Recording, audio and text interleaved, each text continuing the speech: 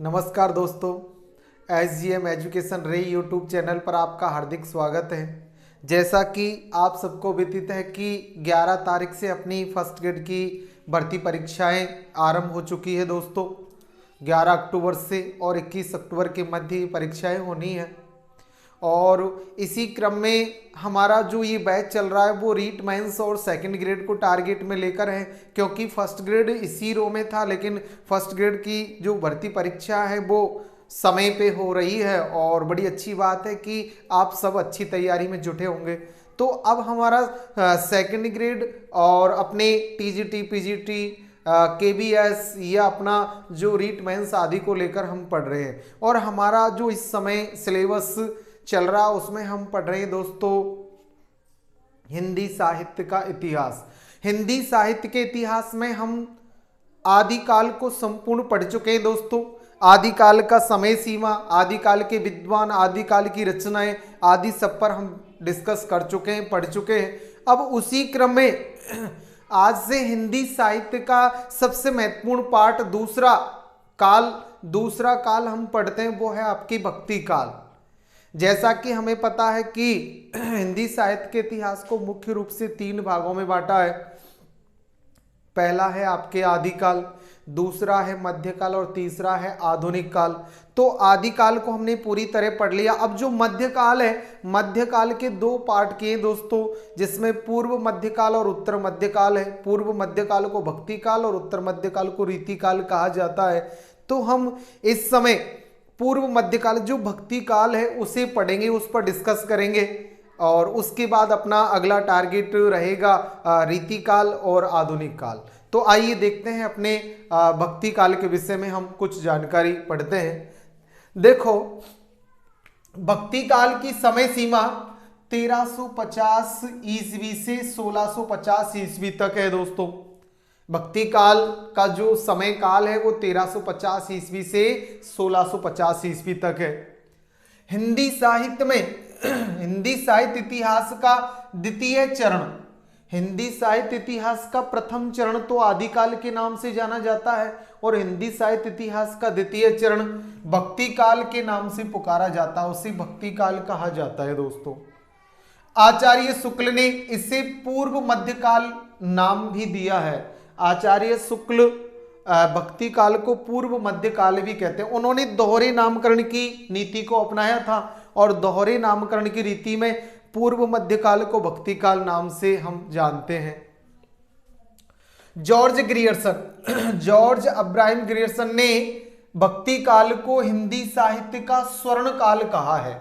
उनका कहना था कि भक्ति काल है वो हिंदी साहित्य का स्वर्ण काल था, क्योंकि भक्ति काल में जितनी श्रेष्ठ और उच्च कोटि का जो साहित्य लिखा गया, न तो इससे पूर्व के साहित्य में लिखा गया न बाद के साहित्य में, इसलिए भक्ति काल का साहित्य हिंदी साहित्य का स्वर्ण काल माना जाता है दोस्तों। जॉर्ज ग्रियर्सन ने सबसे पहले भक्ति काल को स्वर्ण काल कहा है। डॉक्टर पृथ्वीनाथ कमल कुलश्रेष्ठ ने भक्ति काल को कलात्मक उत्कर्ष का काल कहा है। कलात्मक उत्कर्ष का काल, अब कलात्मक उत्कर्ष का काल कहने का कारण था कि डॉक्टर कमल कुलश्रेष्ठ का मानना था कि इस यानी कि भक्ति काल में जो रचनाएं लिखी गई वो कलात्मक दृष्टि से भी सर्वश्रेष्ठ थी। उनमें रस, छंद, अलंकार, काव्य गुण, दोष, रीतियों का समुचित प्रयोग था। इस आधार पर, इस काल की रचनाओं के आधार पर इसे कलात्मक उत्कर्ष काल के नाम से भी पृथ्वीनाथ कुलश्रेष्ठ ने कहा है। भक्ति काल में जो भक्ति शब्द है उसके लिए कि भक्ति शब्द का निर्माण किस किस धातु और शब्द से निर्मित हुआ है, तो भक्ति शब्द में भज धातु और तिन प्रत्यय है। भक्ति शब्द में भज धातु और तिन प्रत्यय है, इसके योग से इसका निर्माण होता है, जिसका अर्थ होता है भगवान के ऐश्वर्य में भाग लेना, उनकी भक्ति में, उनके नाम स्मरण में, उनकी महिमा में अपना भाग लेना। भक्ति कालीन साहित्य की भाषा, भक्ति कालीन साहित्य की पूर्व में प्रारंभ में जो भाषा थी वो दोस्तों तमिल भाषा थी, क्योंकि भक्ति द्राविड़ी उपजी लाए रामानंद, भक्ति मूलतः पहले दक्षिण में उत्पन्न हुई थी, तो वहां भक्ति के लिए यानी कि भक्तिपूर्ण रचनाओं के लिए तमिल भाषा का प्रयोग होता था। उसी क्रम में जब भक्ति अपने उत्तर भारत में आई तो यहाँ ब्रज और अवधी भाषा के रूप में या इन भाषाओं के माध्यम से भक्ति काल का साहित्य रचा गया। तो भक्तिकालीन साहित्य की भाषा तमिल, ब्रज और अवधी मुख्य रूप से थी।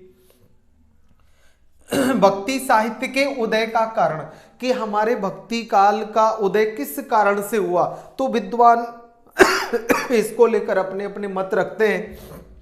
आइए देखते हैं। आचार्य रामचंद्र शुक्ल का मत है कि मुस्लिम शासकों द्वारा हिंदू जनता पर लगातार अनवरत अनेक प्रकार के अत्याचार किए जा रहे थे।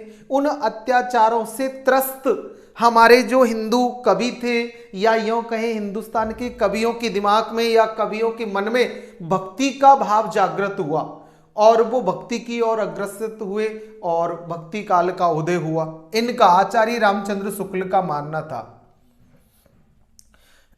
डॉक्टर हजारी प्रसाद द्विवेदी का मानना था कि भारतीय परंपरा का स्वतः स्फूर्त विकास है। यानी कि डॉक्टर हजारी प्रसाद द्विवेदी कहते हैं कि अगर भारत में मुगल आए या मुस्लिम नहीं आते तो भी भक्ति का स्वरूप ऐसा ही होता जैसा कि आज है। कहने का मतलब भक्ति काल में जो भक्ति का स्वरूप था वो मुस्लिमों के नहीं आने पर भी जैसा था वैसा ही रहता, उसमें कोई परिवर्तन नहीं होता। तो ये परंपरागत विकास को महत्व देते हैं हजारी प्रसाद द्विवेदी।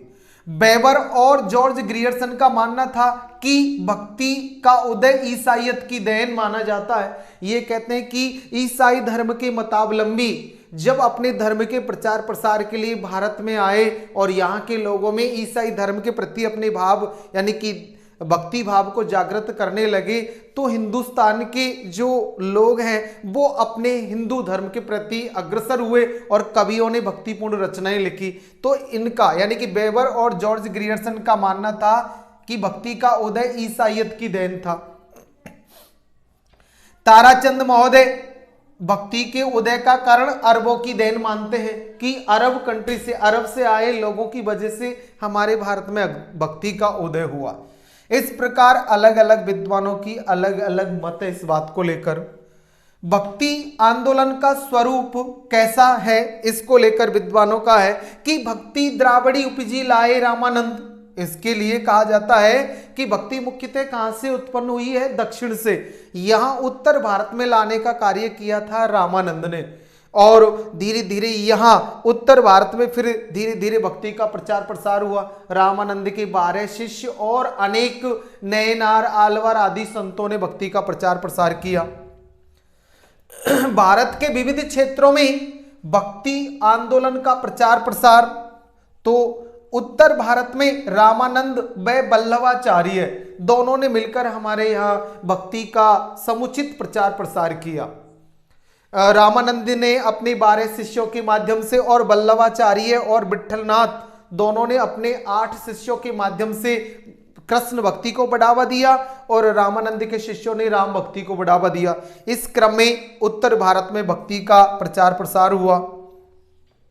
बंगाल में भक्ति का प्रचार प्रसार चैतन्य महाप्रभु जो गौड़ीय संप्रदाय से दीक्षित थे उनके द्वारा किया गया।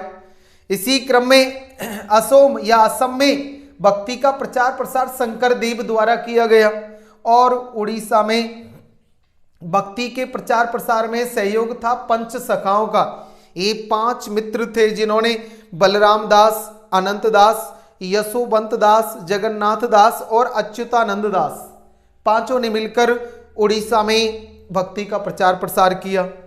महाराष्ट्र में भक्ति का प्रचार प्रसार वारकरी संप्रदाय द्वारा किया गया। वहां वारकरी संप्रदाय बड़ा सक्रिय था और उन्होंने भक्ति का प्रचार प्रसार किया। इसी क्रम में दक्षिण भारत में भक्ति के प्रचार प्रसार करने वाले थे आलवार और नयनार संत। आलवार और नयनार संत, आलवार संत भगवान विष्णु के भक्त थे जबकि नयनार भगवान शिव के भक्त थे। भक्ति काल का साहित्य किस रूप में जाना जाता है, तो देखिए भक्ति काल को जैसा कि हम पढ़ चुके हैं कि भक्ति काल है वो मुख्य रूप से दो भागों में विभाजित है। एक तो है आपकी निर्गुण काव्य धारा, यानी कि भक्ति को निर्गुण भक्ति से जोड़ा है, और दूसरा है सगुण भक्ति से। निर्गुण भक्ति के भी दो हिस्से, दो पार्टों में उसे विभाजित किया है, जिसमें आपके संत काव्य धारा और आपके प्रेमाश्रयी काव्य धारा आती है, सूफी काव्य धारा जिसे कहें। और उसी क्रम में सगुण काव्य धारा को भी दो भागों में बांटा है, आपकी कृष्ण काव्य धारा और राम काव्य धारा। तो देखिए भक्ति काल का साहित्य दो पार्टों में, दो भागों में विभाजित है, निर्गुण काव्य और सगुण काव्य। निर्गुण काव्य को भी दो भागों में बांटा है, ज्ञानाश्रयी और प्रेमाश्रयी। सगुण काव्य को भी दो भागों में बांटा है, कृष्णाश्रयी और रामाश्रयी। इस प्रकार अपने भक्ति काल का साहित्य था। तो दोस्तों हम सबसे पहले निर्गुण काव्य को पढ़ते हैं और उसके बाद सगुण को पढ़ेंगे। तो देखिए भक्ति काल का जो निर्गुण साहित्य है, निर्गुण भक्ति काव्य है, उसको देखते हैं। जिन भक्त कवियों द्वारा निराकार ईश्वर की उपासना की गई, उनके द्वारा रचित काव्य निर्गुण काव्य धारा का काव्य कहा जाता है। ऐसे संत जिन्होंने किसी मूर्ति, आकार, प्रकार, चित्र आदि को माध्यम ने मानकर भक्ति की हो, जिन्होंने स्वतंत्र चित्त से भक्ति की हो, चिंतन मनन की भक्ति की हो, निर्गुण निराकार ब्रह्म को आधार मानकर भक्ति की हो, वो भक्ति आपके निर्गुण भक्ति कहलाती है दोस्तों। इसी क्रम में निर्गुण भक्ति का आदि स्रोत श्वेतवर उपनिषद ग्रंथ कहलाता है। जो 108 उपनिषद है उनमें से श्वेतर उपनिषद में सबसे पहले भक्ति का निर्गुण भक्ति का उपदेश मिलता है। तो निर्गुण भक्ति का आदि स्रोत कहलाता है श्वेतर उपनिषद। निर्गुण काव्य धारा की विशेषताएं देखो दोस्तों, जो निर्गुण काव्य धारा थी उसकी मुख्य अनेक विशेषताएं थी जिन पर हम यहां चर्चा करते हैं। पहली है निराकार ईश्वर में विश्वास। निर्गुण भक्त कवियों का निराकार, जिसका कोई आकार, प्रकार, रूप, रंग न हो, ऐसे ईश्वर पर विश्वास था। निर्गुण ब्रह्म की उपासना, ये निर्गुण ब्रह्म की उपासना करते थे, जैसा कि बिन पद चले सुने बिन काना, कर बिन कर्म करे विधि नाना। ऐसे बिना पैरों के चलने वाला, बिना हाथों के अनेक कर्म करने वाला, बिना कानों के सुनने वाला, बिना मुख के बोलने वाले, ऐसे ब्रह्म की उपासना करते थे। तो निर्गुण ब्रह्म की उपासना करना इनका कार्य था। लौकिक प्रेम के द्वारा अलौकिक प्रेम की अभिव्यक्ति, ये सांसारिक लौकिक प्रेम के माध्यम से अलौकिक परमात्मा के प्रति प्रेम भाव है, उसकी भक्ति को बताते थे, उसकी अभिव्यक्ति करते थे।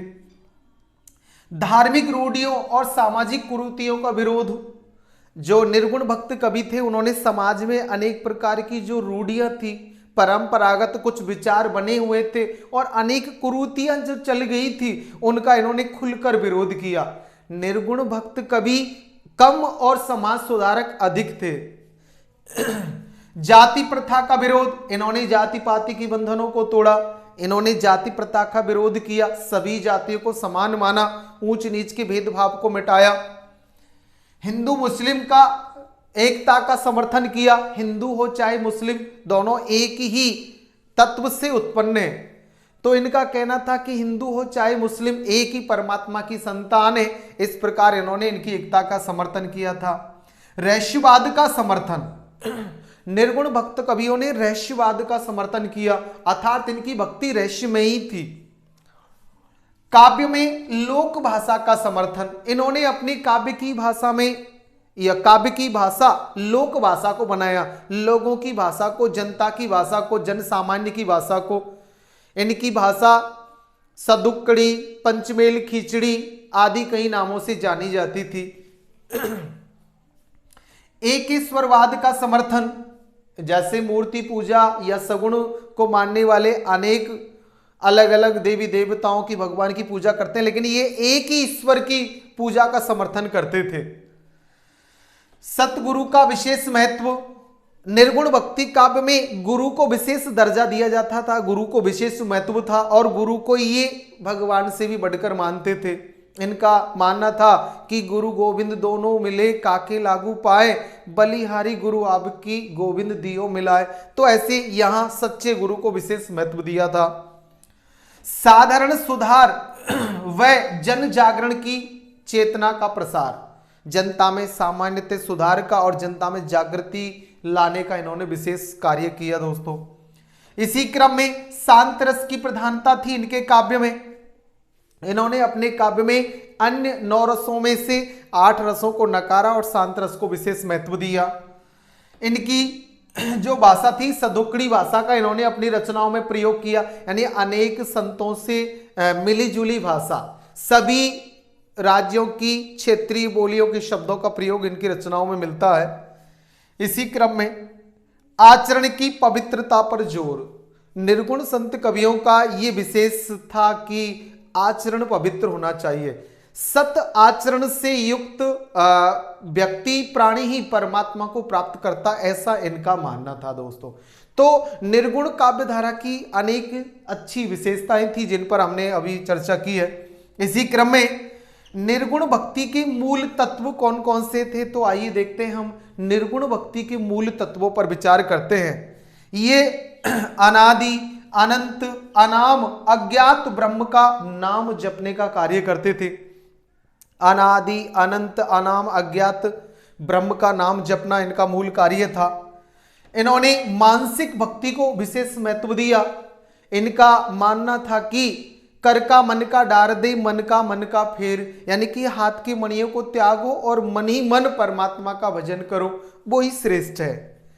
प्रेम के माध्यम से कर्म कांड की अनपेक्षित दुरूहताओं को दूर करना, इनका मानना था कि 2.5 अक्षर प्रेम को पढ़े सो पंडित होई। इनका कहना था कि प्रेम ही वो तत्व है जिसके माध्यम से सरलता से परमात्मा को पाया जा सकता है। बाहरी कर्म कांड और अनेक जो कठिन भक्ति के रास्ते थे उनका इन्होंने विरोध किया। इसी क्रम में जाति वर्ग और वर्ण संबंधी भेद से भी रहित और सर्वव्यापी इनका धर्म था। न तो जाति पाति के बंधनों को, न वर्ग भेद को, न ही वर्ण संबंधी जो अपने समाज में कुरीतियां थी उनको इन्होंने माना। और सहज साधना पे बल देते थे। इन्होंने कहा था कि सहजे सहजे समाना, कि परमात्मा को सहज भक्ति से ही परमात्मा के समान व्यक्ति बन सकता है, यानी कि सहज भक्ति से आत्मा से परमात्मा को जानकर और परमात्मा का समकक्ष हो सकता है। तो सहज भक्ति पर इनका विशेष बल था। आगे निर्गुण काव्य धारा के भेद, और निर्गुण काव्य धारा के मुख्यतः 2 भेद माने जाते हैं दोस्तों, जिसमें ज्ञानाश्रयी काव्य धारा और प्रेमाश्रयी काव्य धारा, ये आचार्य शुक्ल द्वारा नामकरण किया गया था। निर्गुण काव्य धारा को 2 भागों में ज्ञानाश्रयी और प्रेमाश्रयी में विभाजित किया आचार्य शुक्ल ने। इसी क्रम में डॉक्टर रामकुमार वर्मा ने ज्ञानाश्रयी को संत काव्य धारा के नाम से पुकारा और प्रेमाश्रयी को सूफी काव्य धारा के नाम से पुकारा। इस प्रकार आचार्य शुक्ल और डॉक्टर रामकुमार वर्मा ने जो आपकी ज्ञानाश्रयी और प्रेमाश्रयी उसको संत और सूफी आदि नाम से भी जाना है। तो ज्ञानाश्रयी काव्य धारा या संत काव्य धारा और प्रेमाश्रयी काव्य धारा या सूफी काव्य धारा, ये 2 काव्य धाराएं या मुख्यतः 2 प्रकार की धाराएं निर्गुण काव्य की थी। तो आगामी कक्षा में दोस्तों हम इस पर डिस्कस करेंगे, इस पर पढ़ेंगे, चर्चा करेंगे। कोई समस्या है तो आप कमेंट से बताएं, अपने सभी मित्रों को जरूर शेयर करें। दोस्तों अच्छा पढ़े और उन्नति के मार्ग पर आगे बढ़े। धन्यवाद।